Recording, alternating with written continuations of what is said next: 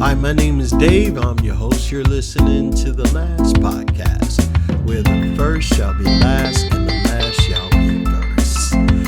If it's your first time listening, welcome. I'm happy you found me, and if you are returning, welcome back. I really appreciate you listening, and I hope you continue to find tips, ideas, and value from listening to this podcast. This is going to be really brief, so listen in. I'm talking about the beautiful and sexy dance of ambition and contentment. Ladies and gentlemen, esteemed guests and fellow seekers of wisdom, today I would like to explore the delicate dance between ambition and contentment, two forces that shape our very essence of our lives. Ambition, a relentless pursuit of goals, propel us forward, pushing the boundaries of what we believe is possible. Contentment, on the other hand, that pretty much anchors us in the present, inviting us to appreciate the beauty of the journey rather than solely fixating on the destination. Wouldn't you agree? Ambition is the driving force that fuels our desire to achieve, to grow, and to make a mark on this world. It is the fire within us that ignites innovation, fuels progress, and turns dreams into reality. Ambition is the force that propels us to set audacious goals, to strive for excellence, and to overcome obstacles that stand in our way.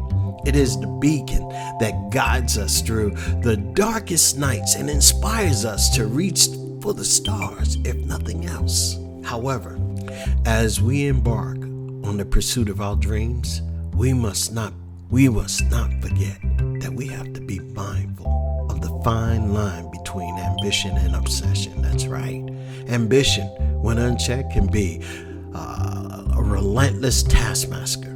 Believe me when I tell you, it will be the driving force for all of us to sacrifice our well-being or even our relationships. We would be at the altar trying for success, and we would be burning everything to the ground. It is, I think, in my opinion, it is crucial to recognize that while ambition is a powerful force for personal or societal progress, it should be tempered with wisdom and empathy. Wouldn't you agree? I mean, you have to, have some sort of equilibrium there. Contentment, on the other hand, well, that invites us to pretty much savor the moment, acknowledging the beauty of what is rather than if we were to perpetually be seeking something better, reaching for what could be.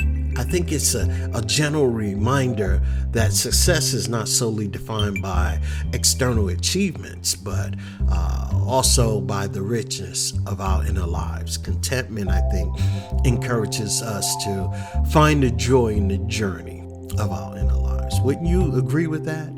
Appreciating the small victories, so to say. And I think we'll have an opportunity to foster a sense of gratitude for the blessings that surround us in the moment, in that little moment of time, instead of hurrying to the next goal, hurrying to the next move. Yet, contentment should not be misconstrued with complacency. It should not be an excuse for stagnation rather than I think it should have a foundation which we can purpose and fulfillment rather than driven by an insatiable hunger for more. I gotta constantly get more. I gotta hurry up. I just reached this goal. Now let me hurry up for the next goal. Let me hurry up for the next move. I think we have an opportunity to change our mindset, celebrate the moments of stillness and reflection. Let us cultivate that mindset without losing the sight of the present.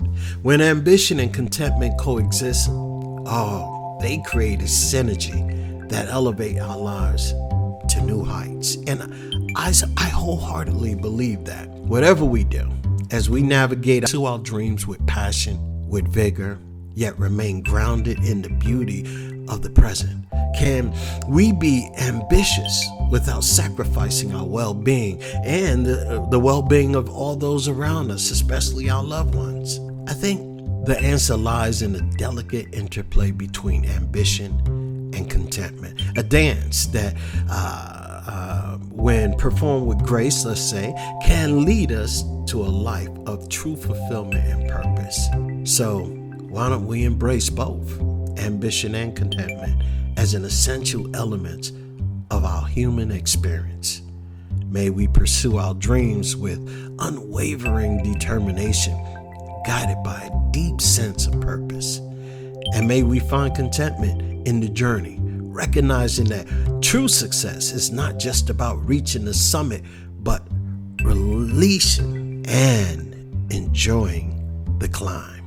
I think when we think about that climb, going up the mountain, that journey right there, when you start to feel the pain, when your limbs start to hurt, when you can't wait until that climb is over for you to reach the top of the mountain. But in that journey, in that pain, in that moment is the becoming, who you're becoming, building that character. I believe as you climb that mountain, the sun glaring on you, your limbs are hurting, your arms are hurting, your legs are hurting, your fingers are getting sore. You remember that climb once you get to the top. Because at that moment you say, wow, I made it. And it wasn't easy. That climb was relentless. That climb was brutal. The pain I felt during the climb was like pain I've never felt anywhere in my life or any time in my life at all. But I made it. I made it. I savor the moment. I savor the moment that it took me in the middle of that climb to realize where I was, looking down and see how far I progressed, and then looking up and seeing how far I had to go. The climb. I knew that in that moment, I'm in the journey. How good I'm gonna feel when I reach the top. I made it. Bruised, tired, hurting, hot, thirsty. I made it.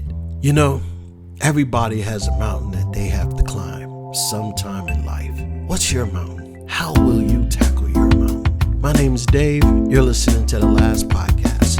I hope you do me a favor and go ahead and subscribe. Like this podcast. I thank you so much for listening. You have a blessed week, a blessed day, and be good. Don't forget to stop back on Friday. I'll have a brand new poem for you on Poetry Friday.